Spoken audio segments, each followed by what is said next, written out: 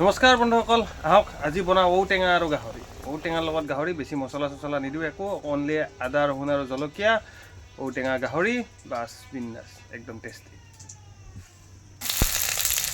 পিঁয়াজ আৰু কেঁচা জলকীয়া এইখিনি দি দিলোঁ ইয়াতে, অলপমান তেল দিছোঁ।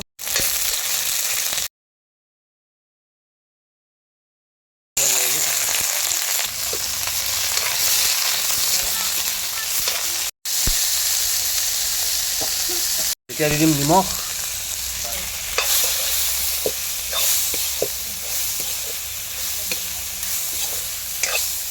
আৰু এয়া দিলোঁ আদা ৰহুন।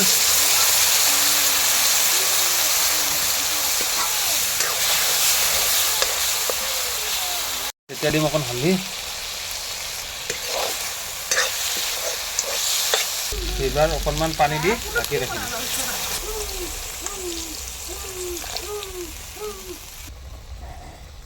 আৰু এয়া হৈছে ঔটেঙাখিনি অলপ থেঠালি লোৱা হৈছে যাতে ৰসটো বাহিৰত আহি যায়।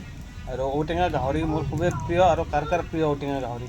যিকোনো টেঙাৰ লগত গাহৰি মাংস এটা বেলেগ কম্বিনেশ্যন, সেইটো খাই বঢ়িয়া লাগে খাই কিনে এনেকৈ।